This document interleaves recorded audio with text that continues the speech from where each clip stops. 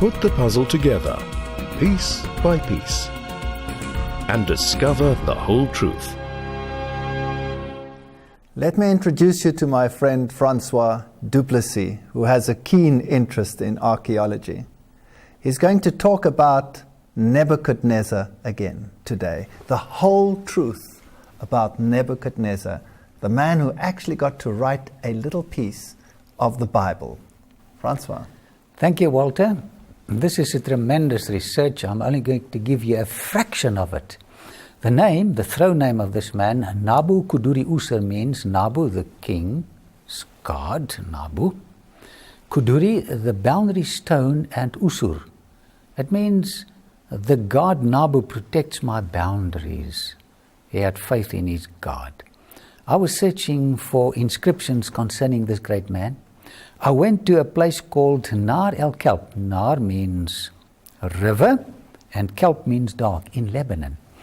I was disappointed. I searched there for many years. I got Esarhaddon, I got Thutmose III, and a few other rulers of antiquity, but I couldn't find anything about Nebuchadnezzar. But I kept on searching. And eventually I found it. Just look at this. An inscription from the king himself. It was quite a job. Remember getting down there, clearing the bushes, and eventually we saw this inscription. It gave me such a thrill. The Bible is true, and perseverance is the master of defeat. You know, Walter, I like to discover facts about biblical characters because it strengthens my faith in the Word of God. Now, Daniel and Jeremiah, both these prophets, predicted that he would become a world ruler. And let's quickly look at the archaeology and the history of the rising of this great man. By the way, this is the procession way on which Daniel walked. It says in Daniel 4:30, the king spoke and said, "Is this not the great Babylon that I've built for the house of the kingdom by the might of my power and for the honor of my majesty?" It was a magnificent city. He was so proud about this. He developed megalomany eventually. Well, I went to Nineveh. You can see it on the screen. And this is where he and his father Nabopolassar, with the king of Ecbatana called Sennacherib, destroyed the city in 6012. As the Bible predicted, he became a world ruler. Then you and I went to Carchemish, where Nebuchadnezzar defeated the king of Egypt, Pharaoh Necho II. It was a terrible defeat.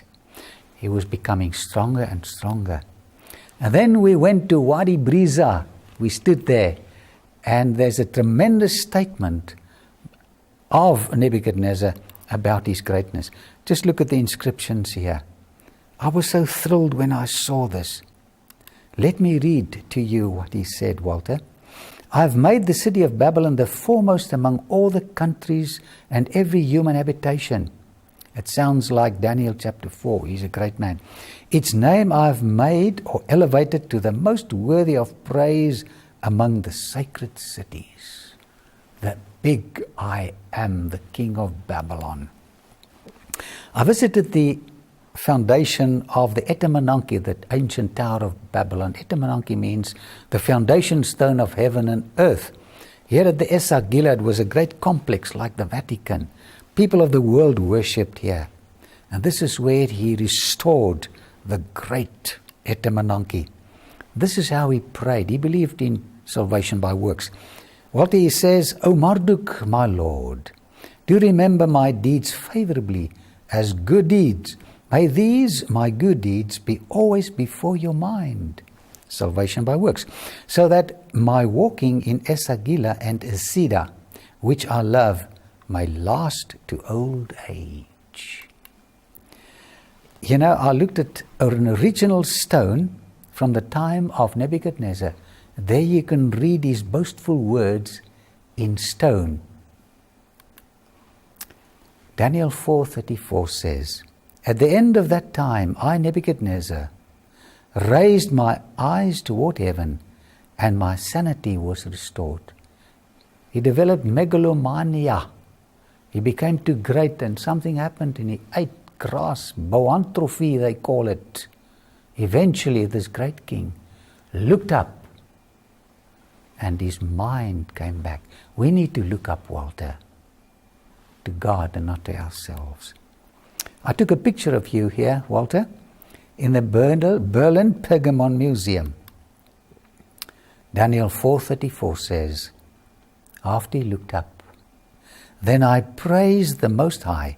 I honored and glorified him who lives forever. If we look up, we'll praise God. If we look down, we'll praise ourselves. May God help us to behold him and become changed. Put the puzzle together, piece by piece, and discover the whole truth. The whole truth is very elusive, and sometimes we have to dig for it. Like Francois Duplessis dug in the sands of time, so we're going to dig in the annals of science to see whether we can find a solution to this problem plaguing humanity. Where do we come from? Now, Charles Darwin knew nothing about genes. He didn't have any knowledge of the genetic system because the science of genetics was not known in his time. Gregor Mendel had done his work, but as for Darwin, he knew nothing of it because it was lying in some dust, in some monastery. So what are the genes of Genesis? Where do we come from? How do we account for change over time? This was Charles Darwin at the time that he accepted the position of ship's naturalist on the Beagle. Now, he was a young man, he was a very intelligent man. He had theological training, he was a naturalist, and he had the good fortune of marrying a very rich lady, which gave him time for leisure. And so he took the post on the Beagle and sailed around the world, particularly to map South America and to make naturalistic notes. And this is the trip that changed his life, because on that trip he took with him a book which he got from a friend of his called Charles Lyell. I don't know what it is with all these Charleses, but anyway, Charles Lyell wrote the Principles of Geology. And in the Principles of Geology, he expounds the possibility that the layers that we find in the geological strata in the world out there represent millions of years of time. Of course, Charles Darwin's grandfather also had evolutionary ideas, which, by the way, are not new. They date back to the time of the Greeks. They're actually a Greek philosophy expounded by philosophers such as Aristotle. Now, Darwin was actually quite a meek and mild man, and here in the Museum of Natural History in Great Britain, you see his friend or his defender sitting right next to him. And this is Huxley, and Huxley was known as Darwin's bulldog. He fought the battles for him, and he's the one that, in inverted commas, won the debate with the bishops of the then-time world, Wilberforce. And he didn't win it on the basis of facts. He won it on the basis of attitude, which is an important lesson for us. We should be careful how we react to people. Well, here is the map of the voyage of the Beagle. And Charles Darwin, on his travels around South America, eventually ended up here in the Galapagos Islands. And on the Galapagos Islands, he saw many things which puzzled him, and which, quite honestly, would puzzle any thinking individual. One of the things that he saw that really surprised him was the variety of finches which he saw on the islands. Now, the finch takes the place on these islands in terms of variety and adaptability to what the songbirds would do on the mainland. And when he looked at these finches, and he saw some with the large beaks, which they could crack open huge seeds, some with smaller beaks, some would eat insects, some would eat cacti, and they all seemed to fill various niches. And the idea came to him, well, if the finches show this remarkable variety here on these islands, then maybe they had a common ancestor. And if they had a common ancestor, then they weren't created individually, immutably, as the world then saw the creation account. You see, scientists had a mindset that God had created each individual unchangeable, immutable, by individual acts of his power. And there was no room for any digression from this, any change over a period of time. Now, people like Linnaeus, for example, had classified the animals and used the binomial nomenclature to classify all the various species into the generic and specific names, and each one individually was considered to have been created by God by an individual act. And now Charles Darwin sees this and he says to himself, now hang on a second, isn't it possible that these finches all derived from a common ancestor and this was a reflection of change over time? Now where does that leave fiat creation? Well, Charles Darwin came to the conclusion that God did not create. And he took the baby and he threw it out with the bathwater. Actually, what he should have done, he should have said, well, isn't it possible that God didn't create immutable, unchangeable, but that he built in a tremendous variety and a potential for change within certain parameters, which he defined as a kind? Isn't that a possibility? Rather than taking the atheistic view and say, well, if there is change, then there is no God, because that's where science is today. I was once brought before a commission of inquiry because I used to be an evolutionist and I changed to become a creationist. And in my university career, I was brought before this commission of inquiry with the accusation by one of my colleagues that you cannot believe in God and be a scientist at the same time. So this is not conjecture. This is a real problem in the world out there. So let's have a look at this issue and ask ourselves, did these finches have a common ancestor, which is logical, or were they created individually by fiat creation? My personal view is in perfect line with Darwin, but where do you draw the limits to this discussion? As we said before, Darwin knew nothing about genetics. He didn't know what the genetic material looked like. He didn't know how it transmitted information. He just realized that there were features which changed over time. Now, this is the DNA molecule as we know it today, a magical molecule with all the information encoded in its molecules as to who and what we are. And every single species has its particular blueprint of DNA. Now, this information is like the information in the pages of a book. As itself, and by itself, it means nothing. Just like a book standing on a shelf cannot do anything. This information has to be read. This information has to be decoded. And this information has to be transcribed into something else that becomes tangible and real. The question is, where did this DNA molecule come from? How did it evolve? And if so, how did it make it possible for all the varieties of life forms which we have on the planet? Now here is the molecule of DNA, very simple molecule actually, highly complex generally speaking, but in terms of its components, it's not very complex. It has a sugar, which is deoxyribose, and it has 4 bases, adenine, guanine, cytosine, and thymine. It has phosphorus in it, and in the sequence in which these bases are arranged, we have the message encoded. Now the DNA code works in what we call a triplet code, 3 letters coding for a particular amino acid. So as these letters are read in the DNA sequence, the information is transcribed into placing molecules of amino acids in the right sequence in a protein, thus creating an enzyme or a structural protein which can then eventually produce all the effects required for what we call life and structure. So where did this molecule come from? How did it come together in the first place? Well, here science has to admit that it had to take place by chance.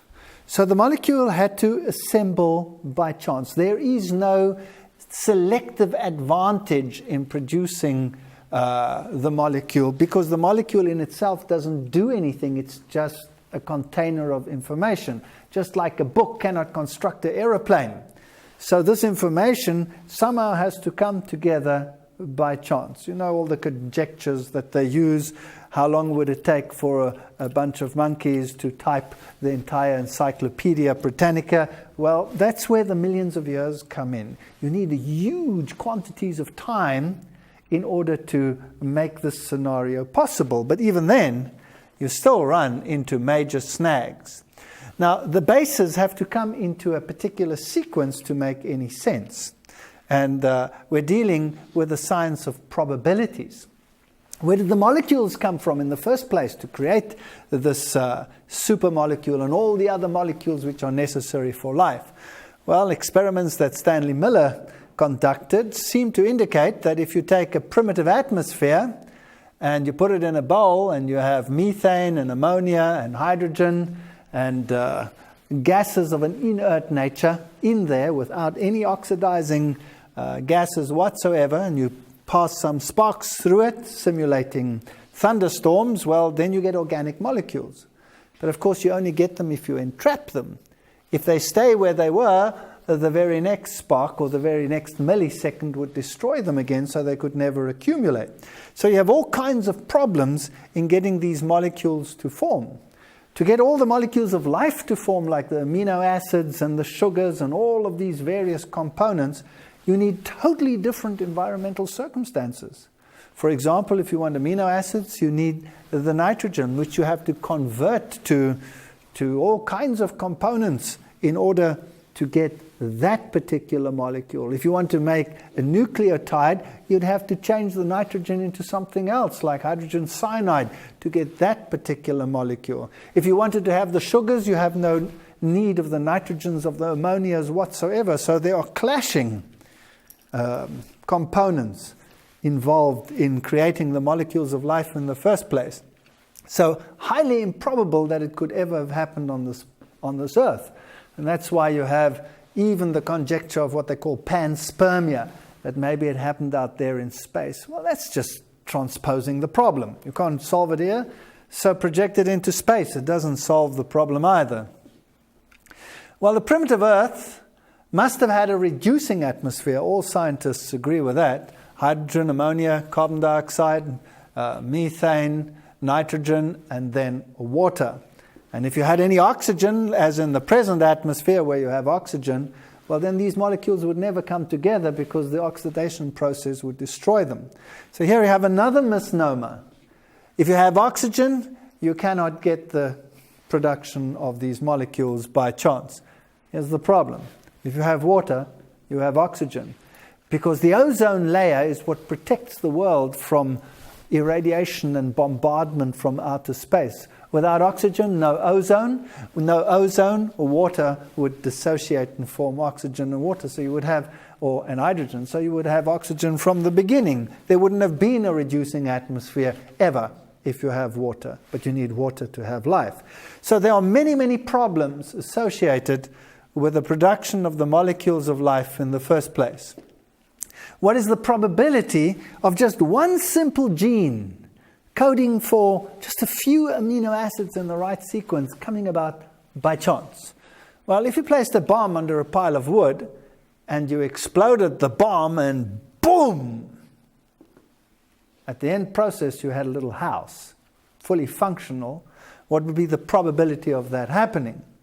Well, the probability is actually mind-boggling. Now, science has a particular scenario about the number of particles in the entire universe. In other words, subatomic particles. How many are there in the universe? Well, the probability of it happening is probably greater than 1 in 10 to the power of 80. Now, 10 to the power of 80 is the number that physicists tend to use for the number of particles in the entire universe. And the probability of your explosion producing the little house is in excess of that. 1 in 10 to the power of 80, probably much greater than that. So, for all intents and purposes, 0. But it happens, they say, so it must have happened so. So that's how some of the top scientists argue on this issue. Now, once the genes had actually formed, then let's say, for the sake of argument, that by chance they all came together and did by chance create the messages which are necessary for life, then it's still just a message in the writings of a page. Now I want to discuss 2 little words. The one is genotype and the other one is phenotype. Now what is a genotype? A genotype is all the genes that are present in a fertilized egg, in the zygote. And the phenotype is that which actually is expressed. There are far more genes in a gene pool than that which is actually expressed. So what you see today, when you are looking at me through this television lens, what you are seeing is my phenotype. There are far more genes in my genotype than are expressed in my phenotype.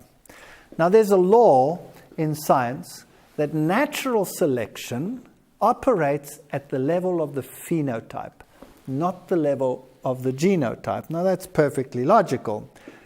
Natural selection implies the survival of the fittest to the detriment of the non-fit.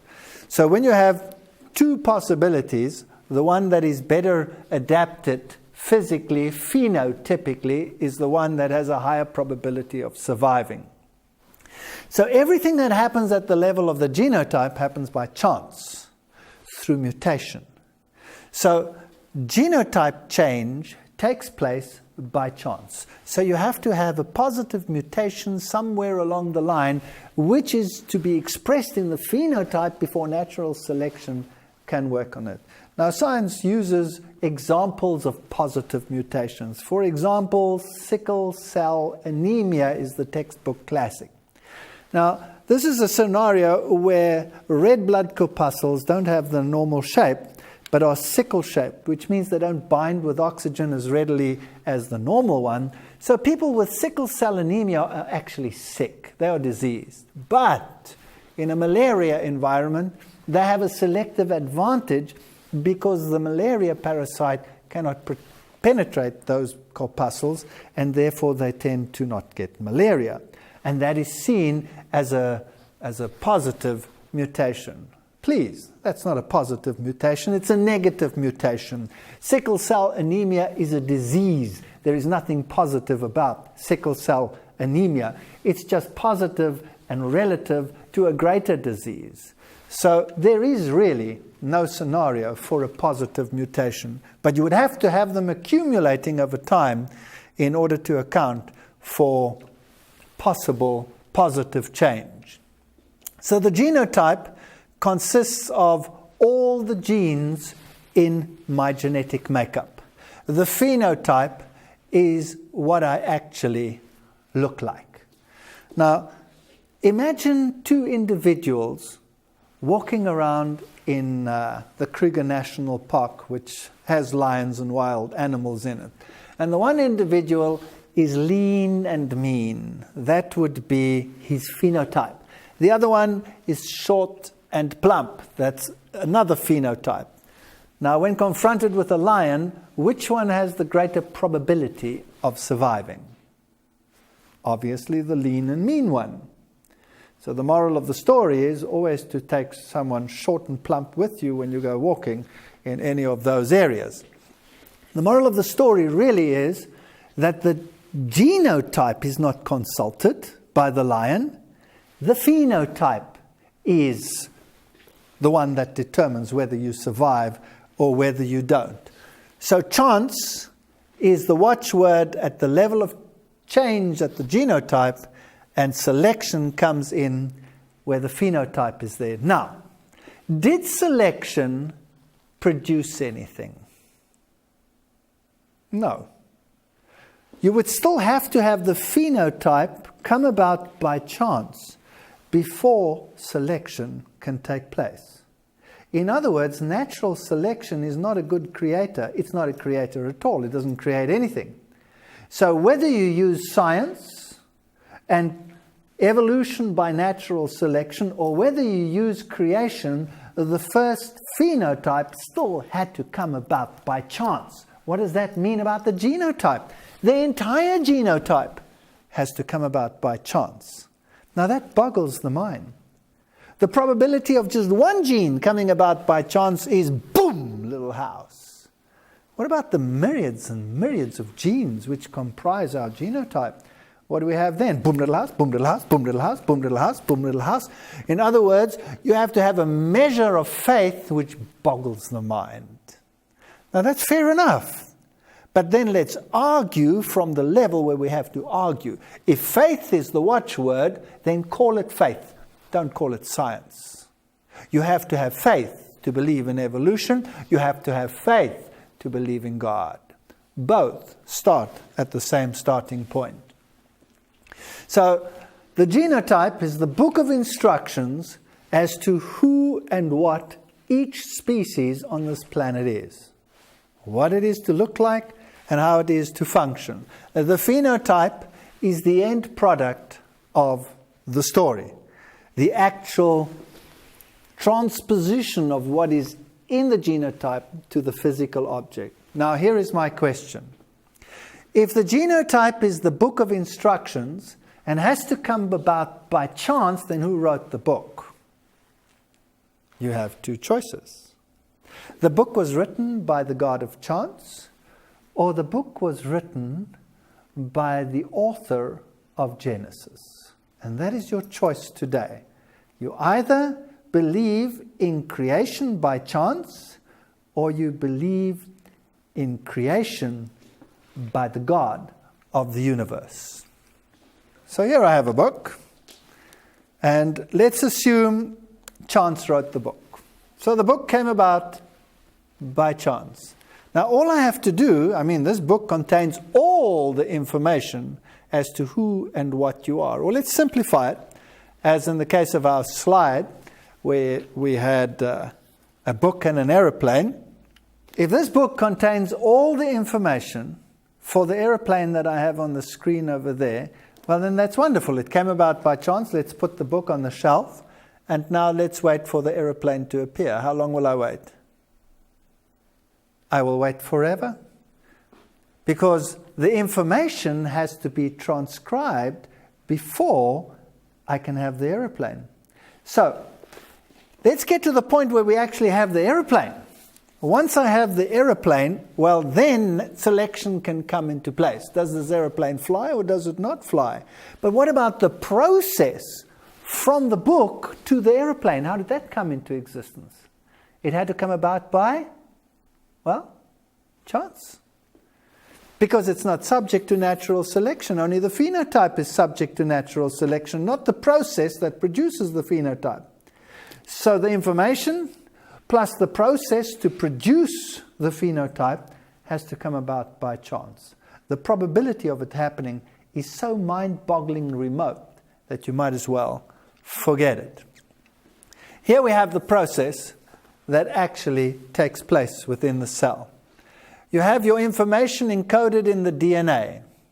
The DNA has to be unraveled, in other words, opened up as you would open the pages in a book. And then that's not enough. You have to read it. There are enzymes which read it and then transcribe it, make a photocopy, as it were, into a molecule called messenger RNA. Messenger RNA then leaves the nucleus of the cell and attaches itself to a structure known as the ribosome. This is a decoder. It actually takes that message and then creates a molecule of protein exactly according to the instructions in that particular piece of messenger RNA. Now, this process is highly complex, and any mistake in the transcription would result in an error in the final product. How did this immensely complex situation come into existence? You have two choices, chance or design. Now, in my mind, this is design, and it smacks of a designer. It is so intricate, it is so complex, that it takes the scientific minds and geniuses of the combined world to still not comprehend what's going on in this process. We explain it to the students at the university level, and they struggle to comprehend its complexity, and we do not even understand a fraction of what's going on. And we believe it came about by chance. It's genotype and the transcription of genotype. It's not the end product. Choose thee for yourselves which you would prefer to believe, that a designer designed this or that chance created it. Put the puzzle together, piece by piece, and discover the whole truth. Put the puzzle together, piece by piece, and discover the whole truth. We were talking about creation versus evolution. And we asked the question whether a designer fits the scenario or whether the God of chance fits the scenario. There's another problem that we have to face when we look at this creation by natural selection, if you were, and that's the problem of irreducible complexity. How does natural selection produce something that cannot operate in incremental improvements? In other words, the full thing has to be there before it can function. For example, if you look at the renal corpuscles and you look at the structure of the loop of Henle, which enables the kidney to produce a concentrated urine, the scenario will only work once the anatomical configuration is perfect in every detail. The same with the flagellum at the cellular level. It can only turn and operate once it is in its complete form. In other words, there is no incremental improvement over time that can take place. Natural selection cannot slowly advance the structure until it finally operates. It has to be complete. Again, you have the problem. What created it? Chance or design? Some of these structures are so complex that it boggles the mind, more complex than anything that was ever put into space. How did such a thing come about? By chance. You know, natural selection is made out to be the creator God of all things in the scientific fraternity. Natural selection creates zilch, nothing. It can only select between options that are already here. And here's another problem. If natural selection is the one that produces more and more and more and more and more and more over time, then how do you calculate this issue? Because selection implies the survival of one to the detriment of the other. In other words, survival of the fitness and the extinction of the non-fit. Now, 2 minus 1 is what? In my mathematics, it's 1. So here you have a mathematical misnomer. How does natural selection, a process that produces less and less, create more and more? It doesn't make any sense. Natural selection is a useless creator. Well, scientists says we get change through mutation. Now, mutations are normally negative. You can have additions, like here we have an addition of a base in the DNA molecule, or we could have a deletion. But additions or deletions in triplet codes tend to wreak havoc. For example, if we have a sentence, the cat and the hat, and we delete a C, it would read the at, which is complete gibberish. So mutations tend to be negative, and even the so-called positive ones tend to be negative. So how do we get mega change? How do we get the evolution of the simple to the complex? How do we get to the evolution of the muscle cell? How do we get to the evolution of the nerve cell? After all, if evolutionary processes managed to produce the first little primitive cell, it didn't have a muscle cell, it didn't have a nerve cell, it didn't have an epithelial cell, it didn't have all the myriads of cell types that work in coordination with one another. And the process of chance produced them in the first place? Well, let's just have a look at the scenario of developing just these two types of cells from an original basic information of DNA coding for a simple singular celled organism. How do you get both of these together? Well, you need quite a few genes that are involved in this process. A muscle cell will have a whole plethora of structural genes which say you are a muscle cell. And a nerve cell will have a whole plethora of structural genes saying you are a nerve cell. Now, those genes would have to come about by chance because it's genotype. Boom, little house, boom, little house, boom, little house, boom, little house. You need a lot of faith for that. But the problem gets worse. Once you have two types of cells in the same organism, then you have to have some mechanism to switch between the one set of codes and the other set of codes. So you need promoter genes or switching genes. Where do they come from? They weren't necessary in the first scenario, which just had one variable. So it had to come about by chance. Again, each activating gene, boom, little house. Well, your faith has to get bigger and bigger and bigger, and the probabilities become so mind-boggling, they become unbelievable. But even that is not enough. Not only do you need structural genes and promoter genes, you need genes controlling the physiology, genes controlling the embryology, so that these actually start working together. How did that come to be? Remember, it cannot be incremental. It actually has to work. In other words, the phenotype has to be in place. You have to make a choice between chance and design. And here is a mega problem. Whether we look at the birds of the world today, whether we look at the mammals, or whether we look at the spiders, or whether we look at simple sponges, or there's no such thing as a simple sponge, it's highly complex, flatworms, or the protista, or any one of the creatures out there in the world, all of them, in order to qualify as living beings, need a highly complex physiology. They all need the highly complicated processes which enable them to live. They all need a Krebs cycle. They all have them. They all need a glycolysis system. They all have them.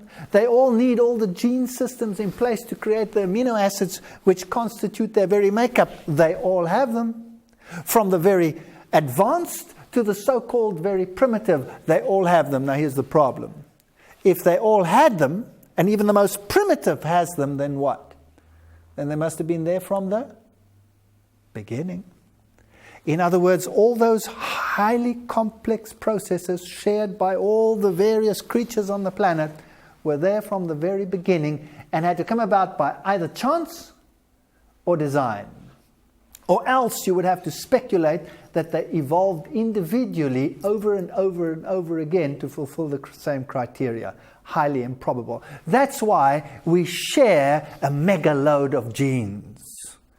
But that doesn't make us similar, because the way those genes are expressed by all the different activating and deactivating genes and how long they are expressed determines who and what we are. So to say that we have the same amount or number of genes as a monkey doesn't make us a monkey. Definitely not. It's much more complicated than that. As I've said, selection requires more than one variant. So not only does natural selection have to produce the phenotype, it has to produce more than one, or else you can't have selection. How do you want to choose one out of one? It makes no sense. You need two. So again, you have to double up your boom little houses. Now, the example that is used in the world is the pepper moth.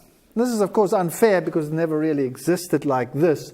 This is a staged scenario where they stuck them onto the trees as a probable way in which it happened. So a light one on a light background and a dark one on the light background. The dark one would stand out. If you reversed it, the black one would have a selective advantage, and this is how they demonstrate natural selection.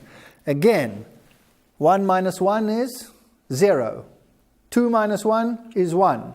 Natural selection doesn't produce anything, it eliminates. It's a very poor creator. So what about the gene pool that we have in the dog? I mean, look at this gene pool, it's amazing. You have anything from the Chihuahua to the Great Dane within the wild type, the wolf type. All those possibilities are there.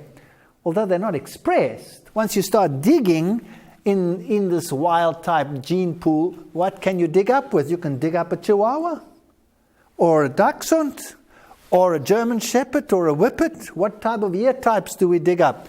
All kinds of ear types. We can have bloodhound ears, collie ears, papillon ears, bull terrier ears, fluffy ears, non-fluffy ears. Those gene variables, where were they? They were all there, potentially available for use. How did they come into existence? Genotype. How did they come into existence? Chance or design. Your only possibility. So you can't argue evolutionary processes here. So they were all built in there. So maybe the God of chance was so kind as to produce boom little house, boom little house, boom little house in excess of all the needs of the organism and put them right there. Or else the designer put them there to meet every eventuality. That sounds more logical to me. So here we have a fall variety and a spring variety of ladybirds. Initially, people would class them as two species. But now we know that in the one set of environmental circumstances, one set of genes is activated, and in another set, a different tune is played on the same piano. It's still piano music, but it's two tunes, two different organisms, built-in variety in the gene pool. Well, what about that variety? Built-in variety in the gene pool. Now, if natural selection is such a poor creator of gene pool material, then how do they account for this tremendous increase in variability over time? Well, one of the methods that science employs is to say that fertilization increases the variety, and that's where it comes from. But here's another misnomer. Where did fertilization come from? Because fertilization requires two individuals that are different. Secondly, it requires a process of reduction genetics called meiosis to produce a germ cell. Now that process is so complex, like any biologist will tell you, that it boggles the mind. Yet it in itself doesn't produce anything. It's still at the level of the gene, it's genotype. It's only the offspring's variety that eventually shows this variability.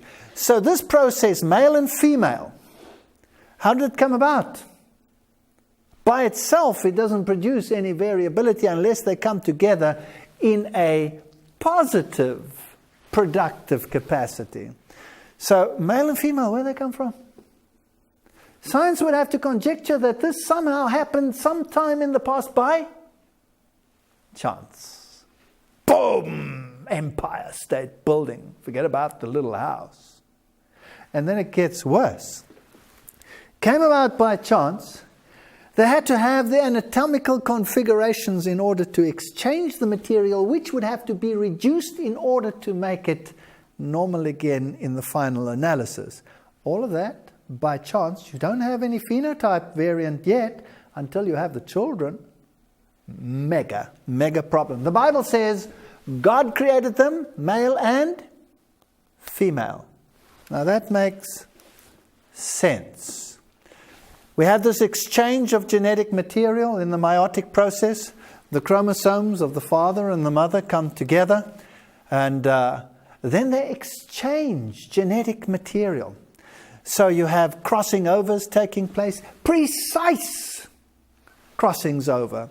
In other words, the gene is cut at precisely the right level, cross attached to the opposite member, and then loosened again many times over. One little mistake, just cut it one genotype or one nucleotide too far, and the sentence would read total senseless gibberish.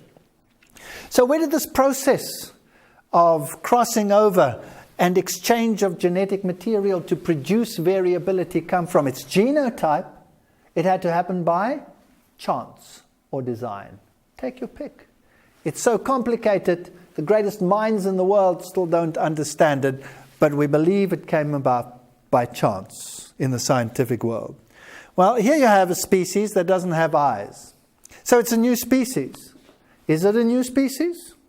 Or is it just a fish that grew up in a cave and the stimulus for the development of the eyes is not activated and the eye does not develop? Isn't the gene for the eye still latent in the creature? Yes or no? Or is this evolution in process? You have blind cave crayfish, blind cave beetles, blind cave salamanders, blind cave cockroaches. In Hawaii, when the cockroaches invade new islands that form, within 8 months they are eyeless. Is this evolution? No. It's deactivation of genes which are not necessary in the phenotype because the circumstances don't warrant it. This is adaptability of the genotype and has absolutely nothing to do with evolution. We, of course, can get variability by hybridization. Now, in mammals it doesn't work so well. They tend to be infertile. Here's a liger, a cross between a tiger and a lion. Or you have a wolfen, a cross between a whale and a dolphin, a zonkey, a cross between a donkey and a zebra, a zorse, a cross between a horse and a zebra. And being, of course, mammals, this is not necessarily viable in terms of the offspring, but in plants, in fishes, in insects, you could produce a great variety in terms of these things.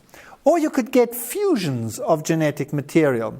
Here's a tandem fusion. That's when you have a large chromosome fusing with a small acrocentric chromosome like you have over here, and then eventually creating this big chromosome on the right over here. Now, is there any new information here? No, none. It's exactly the same information. The banding pattern shows exactly the same genes. It's just in another combination. Like you're pressing the keys on the piano in a different combination produces a different tune, so you can get a different tune here. So the eland has such a fusion. Notice the stripes and the shape of the horn. This is the largest antelope in the world. Notice the kudu. It also has the stripes and the twirled horns. Or the nyala, where the male and the female are so anatomically different that you would imagine they're two species if, at first glance. Nevertheless, they have the same stripes, the same twirled horns. And if you look at the bongo, it also has the same genetic aberration. And if you look at one of the smaller antelopes, the setatunga, it has the same. My question is this. Is every single one of these a new species? I don't believe so. I believe this is one kind. This is variability within a kind. You know, the scientific world has two kinds of taxonomists. The one is called a splitter and the other one is called a lumper. Now, these are always arguing. Now, I was a comparative physiologist when I did these things at university, and my colleagues fell into both of these categories. They were always arguing on this issue. The splitter, he likes to split everything into separate species. And the lumper says, no, this is just variation within the gene pool. Well, let's go and lump a little more. And a kind, what does that represent? It doesn't represent the eland, the sitatunga, the bonga, the whatever, the nyala. All of those are one kind with a built-in capacity to create everything that we have on this planet. The wolf is a beautiful example. It has well over 70 chromosomes, whereas the foxes range from in the 30s to the number that the wolf has. So if you do chromosome banding, you will find that if they are in the 30s, in the terms of the chromosomes, they're very long. And if they are in the 70s, then they're very short. But the banding patterns tell us that's the same story. So this creature has all the genes for the entire canid family. The fox has the same genes, the fox family, as the wolf, just in a different pattern of distribution. Nobody would deny that the dog race from the Afghan to little Papillon down there is one species, because they know it's one species. When it comes to the wild type, the variation between the main wolf and the fennec is no greater than that of the single species, but each one is a separate species. I would like to go so far as to say that all of this is one kind. So how many went into the ark? Of all the wolves and jackals and all of these creatures on the planet, how many went into the ark? One pair. Here we have a jackal, a fox, and a coyote. 3 different species. In Canada, in central Canada, the wolf will pair with the large coyote. The large coyote will pair with the small coastal coyote. The wolf will not pair with the coastal coyote, but along the line they all are interchangeable. So what are they? They're one kind. This makes the problem far less than what it would appear. Here we have a dingo and a dog. Now the problem with the dingo is that the dingo is going extinct. And there's great excitement about this in Australia. And the dingo is a protected species. Now why is it going extinct? The dingo is going extinct because it mates with a dog. So what is the dingo? It's a dog. Nothing special about the dingo, it's a dog. In fact, the own writings of the Australians depict that these creatures came from Asian seafarers as their pets in the past, and today they are wild. And because of evolutionary type thinking, this is a special species. It's a dog. It mates with a dog. It interbreeds with a dog. It's disappearing because it's being absorbed into the dog's gene pool. Here we have a transposable gene. Now, a transposon is a gene which can be clipped out and inserted in another position. Absolutely precisely, as you clip one nucleotide too far, the gene sequence is nonsensical. It means nothing. Now, this can create rapid change. You can go from a small creature to a large creature within one generation just by clipping gene sequences, let's say for growth hormone, into a position that is read more often. So in other words, these are built-in mechanisms to create mega change. Question, how did they come into existence? You have 2 choices, chance or design. Because natural selection does not operate at the level of the genotype. It operates at the level of the phenotype. So let's look at the built-in mechanisms that we find in the gene pool. We have built-in variation in the gene pool. In other words, the wolf has everything from the Chihuahua to the Great Dane built into that gene pool. Where do those genes come from? They come into existence by chance or design. Reproductive exchange. Where does this mega process of producing variety come from? It had to come about by chance or design. There's no natural selection involved in any one of these. Independent assortment during meiosis, a process that had to be established by chance or design. All of these are so complicated that the greatest minds in the world cannot comprehend even a fraction of what's going on. And yet we have the intellectual arrogance to say that they came about by chance. Crossing over during meiosis, a process highly complex, producing all the variants in the world out there, and nevertheless had to come about by chance.